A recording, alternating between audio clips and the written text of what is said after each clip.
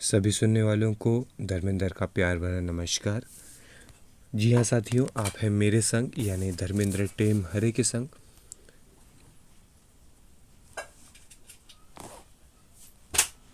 Day 44।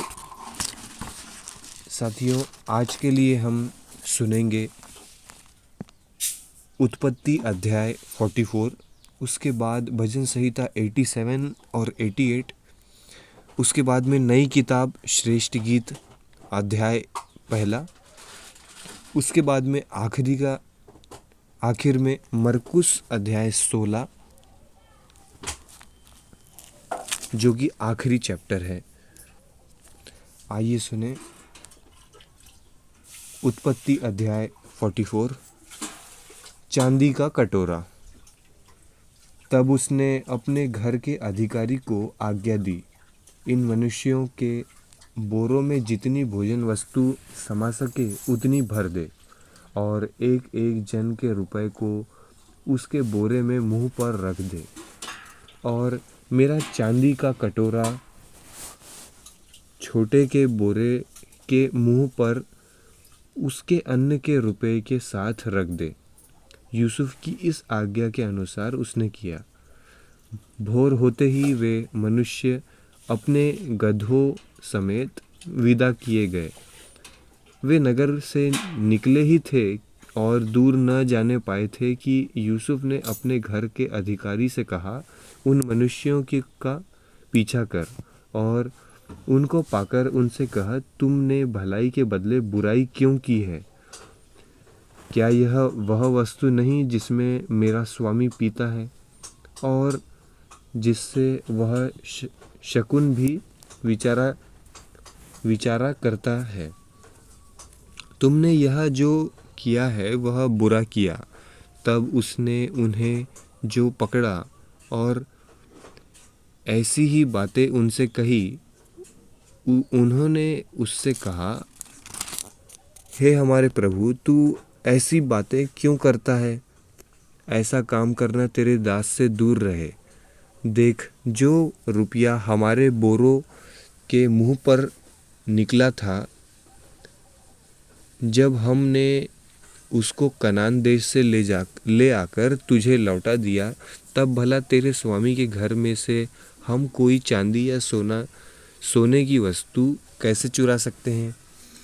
तेरे दासों में से जिस किसी के पास वह निकले वह मार डाला जाए, और हम भी अपने उस प्रभु के दास हो जाएं।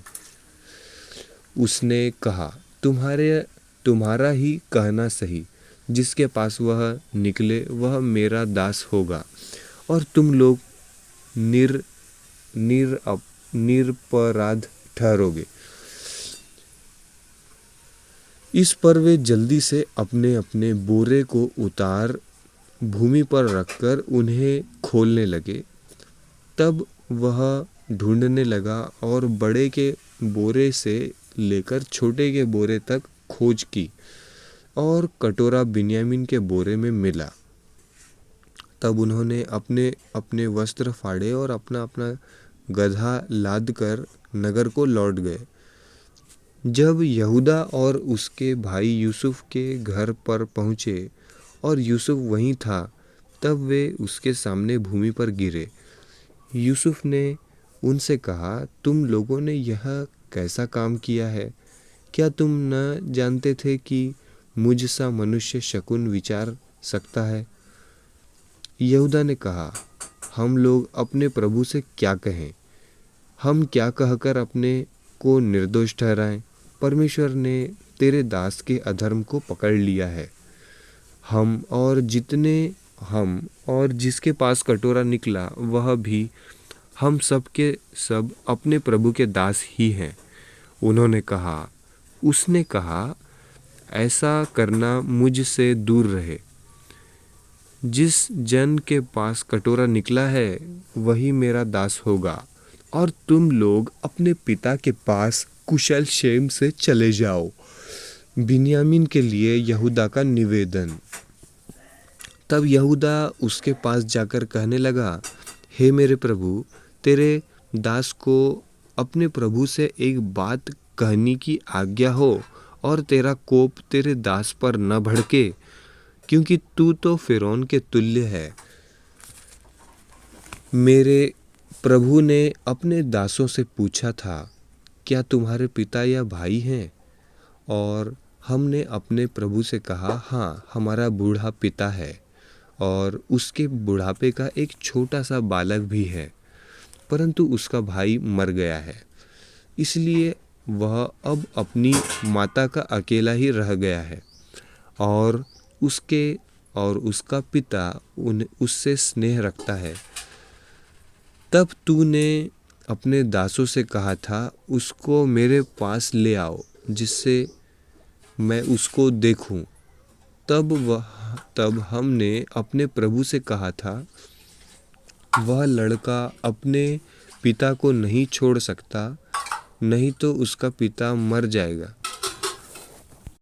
और तूने अपने दासों से कहा, यदि तुम्हारा छोटा भाई तुम्हारे संग न आए तो तुम मेरे सम्मुख फिर न आने पाओगे।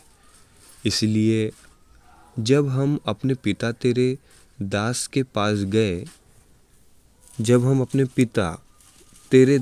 पास गए तब हमने उससे अपने प्रभु की बातें कहीं। तब हमारे पिता ने कहा, फिर जाकर हमारे लिए थोड़ी सी भोजन वस्तु मोल ले आओ। हमने कहा, हम नहीं जा सकते। हाँ, यदि हमारा छोटा भाई हमारे संग रहे तब हम जाएंगे, क्योंकि यदि हमारा छोटा भाई हमारे संग न रहे तो हम उस पुरुष के सम्मुख न जाने पाएंगे। तब तेरे दास मेरे पिता ने हमसे कहा, तुम तो जानते हो कि मेरी स्त्री से 2 पुत्र उत्पन्न हुए और उनमें से एक तो मुझे छोड़ ही गया और मैंने निश्चय कर लिया कि वह फाड़ डाला गया होगा, और तब मैंने उसका मुंह न देख पाया। अतः यदि तुम इसको भी मेरी आँख की आड़ में ले जाओ और कोई विपत्ति इस पर पड़े तो तुम्हारे कारण मैं इस बुढ़ापे की अवस्था में शोक के साथ अधोलोक में उतर जाऊंगा। इसलिए जब मैं अपने पिता तेरे दास के पास पहुंचूं और यह लड़का संग न रहे, उसका प्राण जो इसी पर अटका रहता है, इस कारण यह देख के कि लड़का नहीं है, वह तुरंत ही मर जाएगा। ओहो, तब तेरे दासों के कारण तेरा दास हमारा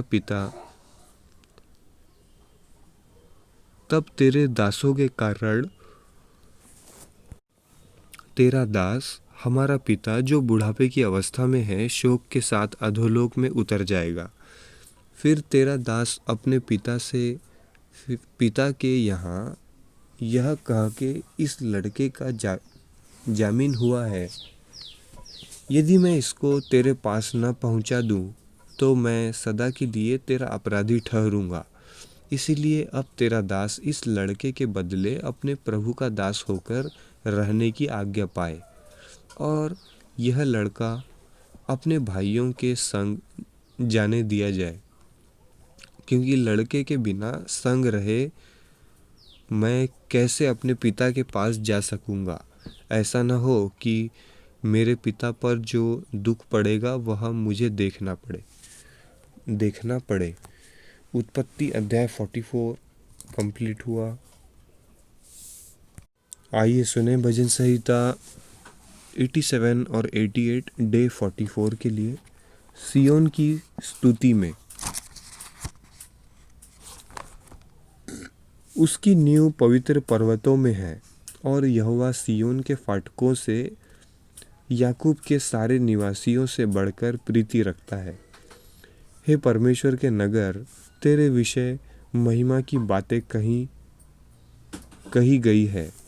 मैं अपने जान पहचान वालों से रहब और बाबेल की भी चर्चा करूँगा। पलिश्त, सोर और कूश को देखो, यह वहाँ उत्पन्न हुआ था। और सियोन के विषय में यह कहा जाएगा, अमुक अमुक मनुष्य उसमें उत्पन्न हुआ था और परम प्रधान आप ही उसको स्थिर रखे। यहोवा जब देश देश के लोगों के नाम लिखकर गिन लेगा, तब यह कहेगा, यह वहाँ उत्पन्न हुआ था। गवैये और नर्तक दोनों कहेंगे, हमारे सब सोते तुझी पर पाए जाते हैं। मृत्यु से बचने के लिए प्रार्थना। भजन संहिता 88। हे मेरे उद्धारकर्ता परमेश्वर यहोवा, मैं दिन को और रात को तेरे आगे चिल्लाता आया हूँ। मेरी प्रार्थना तुझ तक पहुँचे, मेरे चिल्लाने की ओर कान लगा, क्योंकि मेरा प्राण क्लेश से भरा हुआ है और मेरा प्राण अधोलोक के निकट पहुँचा है। मैं कब्र में पड़ने वालों में गिना गया हूँ। मैं बलहीन पुरुष के समान हो गया हूँ। मैं मुर्दों के बीच छोड़ा गया हूँ, और जो घात होकर कब्र में पड़े हैं, जिनको तू फिर स्मरण नहीं करता और वे तेरी सहायता रहित हैं, उनके समान मैं हो गया हूँ। तूने मुझे गड्ढे के तल ही में और अंधेरे और गहीरे स्थान में रखा है। तेरी जलजलाहट मुझ पर बनी हुई है और तूने अपने सब तरंगों से मुझे दुख दिया है। तूने मेरे पहचान वालों को मुझसे दूर किया है और मुझको उनकी दृष्टि में घिनौना किया है। मैं बंदी हूँ और निकल नहीं सकता। दुख भोगते भोगते मेरी आंखें धुंधला गई। हे यहोवा, मैं लगातार तुझे पुकारता और अपने हाथ तेरी ओर फैलाता आया हूँ। क्या तू मुर्दों के लिए अद्भुत काम करेगा? क्या मरे लोग उठकर तेरा धन्यवाद करेंगे? क्या कब्र में तेरी करुणा का और विनाश की दशा में तेरी सच्चाई का वर्णन किया जाएगा? Question mark. क्या तेरे अद्भुत काम अंधकार में या तेरा धर्म विश्वासघात की दशा में जाना जाएगा? परंतु हे यहोवा, मैंने तेरी दुहाई दी है और भोर को मेरी प्रार्थना तुझ तक पहुँचेगी। हे यहोवा, तू मुझको क्यों छोड़ता है? तू अपना मुख मुझसे क्यों छिपाए रहता है? मैं बचपन ही से दुखी वरन अधमुआ हूँ। तुझसे भय खाते मैं अति व्याकुल हो गया हूँ। तेरा क्रोध मुझ पर पड़ा है।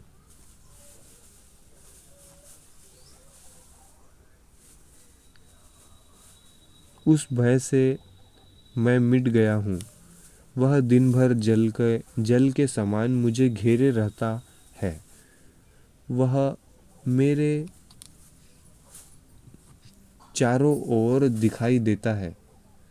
तूने मित्र और भाई बंधु दोनों को मुझसे दूर किया है और मेरे जान पहचान वालों को अंधकार में डाल दिया है। भजन संहिता 88 समाप्त हुआ। आइए सुने नई किताब श्रेष्ठ गीत, पहला अध्याय। श्रेष्ठ गीत जो सुलेमान का है। पहला गीत। वधू, वह अपने मुंह के चुम्बनों से मुझे चूमे, क्योंकि तेरा प्रेम दाखमधु से उत्तम है। तेरे भांति भांति के इत्रों की सुगंध उत्तम है। तेरा नाम उंडेले हुए इत्र के तुल्य है। इसलिए कुमारियाँ तुझसे प्रेम रखती हैं। मुझे खींच ले और हम तेरे पीछे दौड़ेंगे। राजा मुझे अपने महल में ले आया है। हम तुझ में मगन और आनंदित होंगे। हम दाखमधु से अधिक तेरे प्रेम की चर्चा करेंगे। वे ठीक ही तुझसे प्रेम रखती हैं। हे यरूशलेम की पुत्रियों, मैं काली तो हूँ परंतु सुंदर हूँ। केदार के तंबुओं के और सुलेमान के पदों के तुल्य हूँ। मुझे इसलिए न घूर कि मैं सांवली हूँ क्योंकि मैं धूप में झुलस गई। मेरी माता के पुत्र मुझसे अप्रसन्न थे। उन्होंने मुझको दाख की बारियों की रखवालिन बनाया, परंतु मैं अपनी निज दाख की बारी की रखवाली नहीं की। परंतु मैंने अपनी निज दाख की बारी की रखवाली नहीं की। हे मेरे प्राण प्रिय, मुझे बता, तू अपनी भेड़ बकरियां कहाँ चराता है? दोपहर को तू उन्हें कहाँ बैठाता है? मैं क्यों तेरे संगियों की भीड़ बकरियों के पास घूंघट काढ़े हुए भटकती फिरूं? वर, हे स्त्रियों में सुंदरी, यदि तू यह न जानती हो तो भेड़ बकरियों को के खुरों के चिन्हों पर चल और चरवाहों के तंबुओं के पास अपनी बकरियां के बच्चों को चरा। हे मेरी प्रिय, मैंने तेरी तुलना फिरौन के रथों में जूती हुई घोड़ी से की है।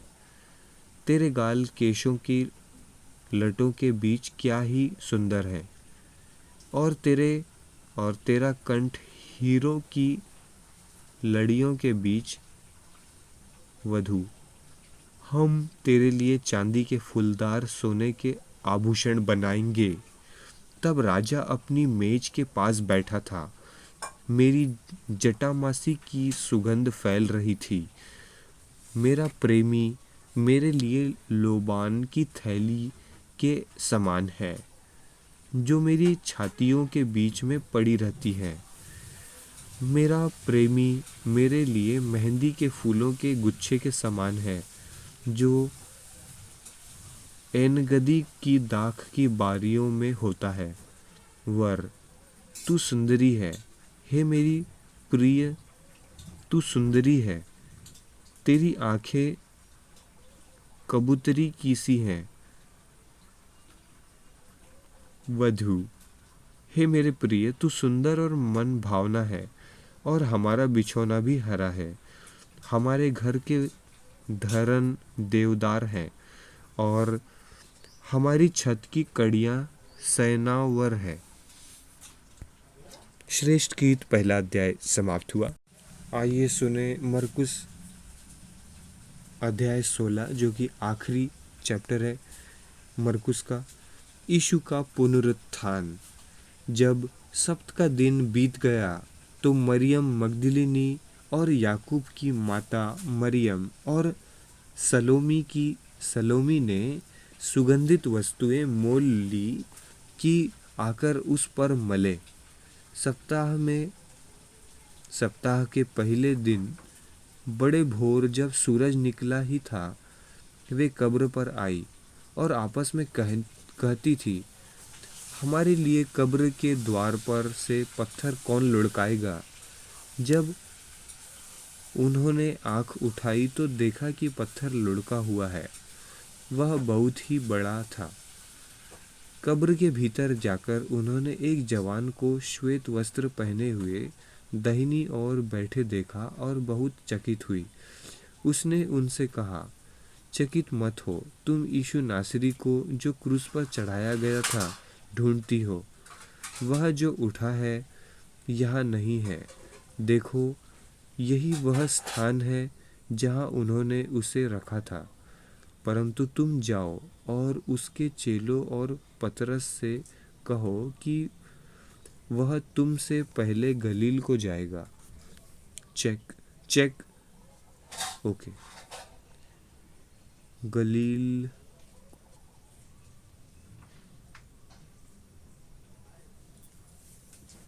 जैसा उसने तुमसे कहा था, तुम वही उसे देखोगे।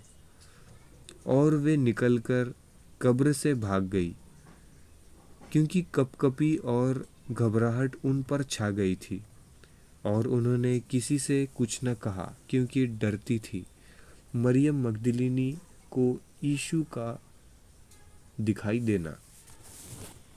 सप्ताह के पहले दिन भोर होते ही वह जो उठकर पहले पहल मरियम मगदलिनी को जिसमें से उसने 7 दुष्टात्माएं निकाली थी दिखाई दिया। उसने जाकर यीशु के साथियों को जो शोक में डूबे हुए थे और रो रहे थे समाचार दिया। उन्होंने यह सुनकर कि वह जीवित है और उसने उसे देखा है प्रतीति न की। 2 चेलों को यीशु का दिखाई देना। इसके बाद वह दूसरे रूप में उनमें से 2 को जब वे गांव की ओर जा रहे थे दिखाई दिया। उन्होंने भी जाकर दूसरों को समाचार दिया, परंतु उन्होंने उसकी भी प्रतीति न की। 11 को यीशु का दिखाई देना। पीछे वह उन 11 को भी जब वे भोजन करने बैठे थे दिखाई दिया और उनके अविश्वास और मन की कठोरता पर उल्हाना दिया, क्योंकि उन्होंने उसके जी उठने के बाद उसे देखा था।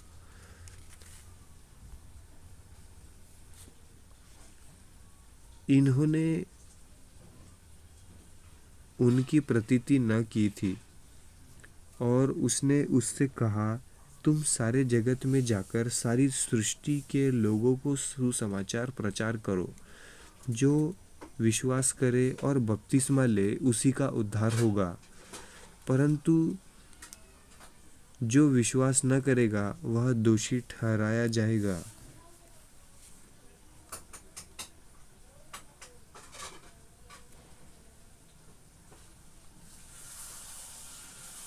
विश्वास करने वालों में यह चिन्ह होंगे कि वे मेरे नाम से दुष्टात्माओं को निकाले। विश्वास करने वालों में ये चिन्ह होंगे कि वे मेरे नाम से दुष्टात्माओं को निकालेंगे, नई नई भाषा बोलेंगे, सांपों को उठा लेंगे और यदि वे प्राणनाशक वस्तु भी पी जाए तो भी उनकी कुछ हानि न होगी। वे बीमारों पर हाथ रखेंगे और वे चंगे हो जाएंगे। यीशु का स्वर्गारोहण। प्रभु यीशु उनसे बातें करने के बाद स्वर्ग पर उठा लिया गया और परमेश्वर की दाहिनी ओर बैठ गया और उन्होंने निकलकर हर जगह प्रचार किया और प्रभु उनके साथ काम करता रहा और उन चिन्हों के द्वारा जो साथ साथ होते थे वचन को दृढ़ करता रहा। आमीन। इसी के साथ मरकुस अध्याय 16 समाप्त हुआ डे 44 के लिए। मैं प्रार्थना करता हूँ कि जैसे आप ये पूरा सुने और वचन को पढ़ें तो आपकी आशीषें अनलॉक हो जाए। इन्हीं विचारों के साथ मैं धर्मेंद्र टेमहरे आपसे विदा लेते हुए डे 45 में मिलने का वादा करता हूँ।